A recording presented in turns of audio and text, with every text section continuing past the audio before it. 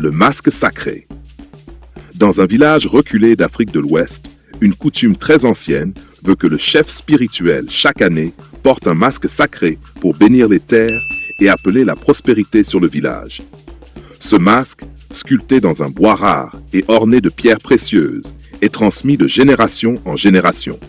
Il représente les esprits des ancêtres et porte en lui des pouvoirs de guérison et de protection, symbolisant le lien sacré entre le village et le monde des esprits. Ce masque ne doit jamais quitter le village sous peine de briser cette connexion. Pourtant, lors d'une nuit d'orage, le masque disparaît mystérieusement. Le chef spirituel découvre la perte au matin et sent le village plongé dans une atmosphère lourde, comme si une ombre invisible s'était abattue sur leur communauté. Le choix de Laro, le héros inattendu.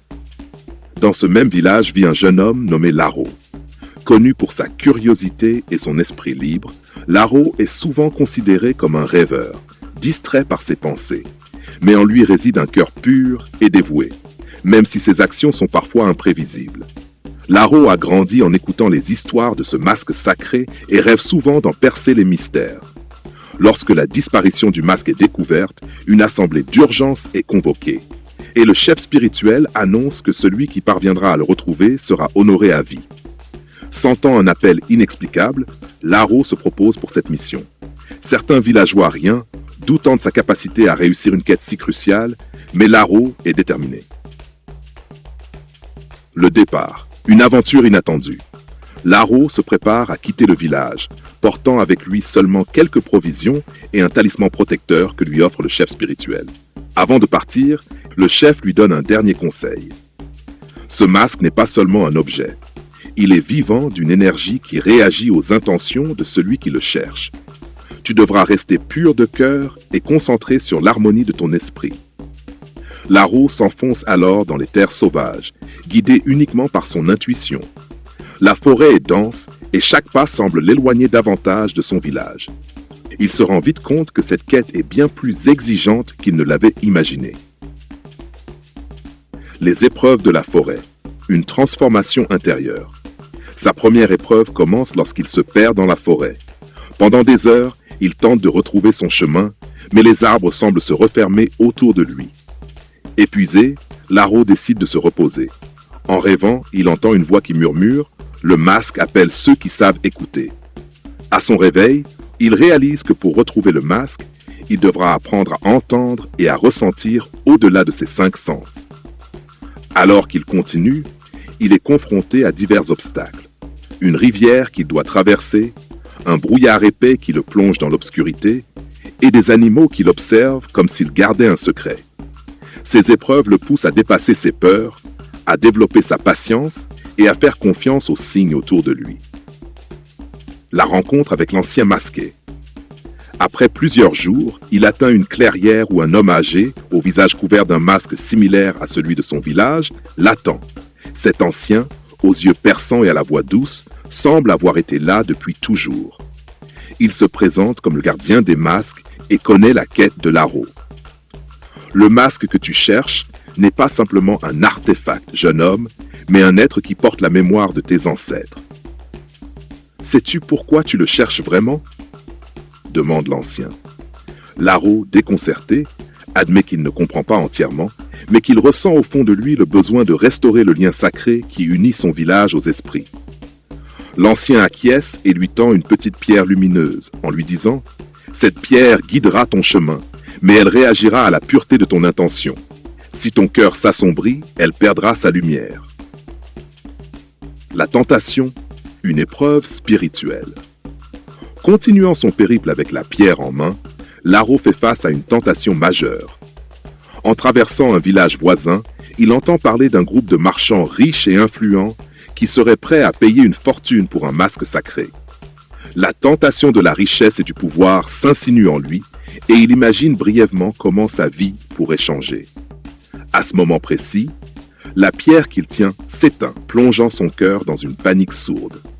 Réalisant qu'il a failli se laisser corrompre, Laro prend une profonde inspiration, refait le vœu de retrouver le masque pour son village et abandonne toute pensée d'en tirer un gain personnel. La pierre se rallume, vibrant d'une lueur douce. La découverte du masque. Finalement, après des jours de marche, il atteint une grotte mystérieuse, cachée derrière une cascade. Entrant dans l'obscurité, Laro ressent la présence intense du masque. Là, au centre de la grotte, sur un autel naturel, repose le masque sacré. Il semble presque flotter, entouré d'une aura lumineuse et puissante. Au moment où il s'approche, une voix résonne dans la grotte, comme un écho de ses propres pensées, mais amplifiée. Es-tu prêt à porter la responsabilité de ce que tu viens de retrouver? Laro, submergé par l'émotion, s'agenouille et prend le masque entre ses mains. Il comprend alors que sa quête n'était pas simplement pour apporter le masque, mais pour qu'il devienne lui-même un canal de respect et de dévotion envers les ancêtres et la nature. Le retour, la reconnaissance du village.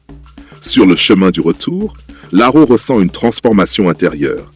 Il n'est plus le jeune homme insouciant qu'il était en partant, mais un homme qui a découvert en lui des forces et des valeurs insoupçonnées.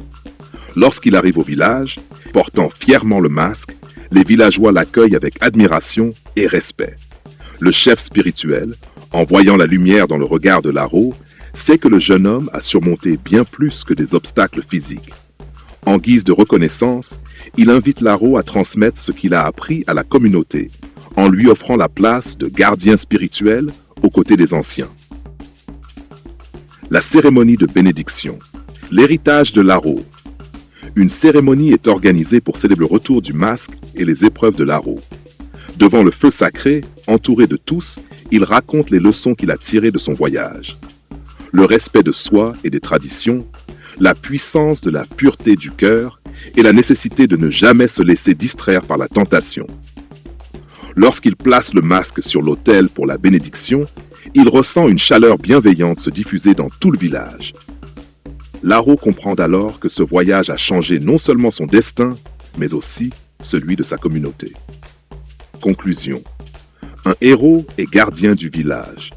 Le voyage du masque devient une légende racontée de génération en génération pour rappeler la nécessité de respecter les anciens, les objets sacrés et le lien invisible qui unit le monde des hommes à celui des esprits.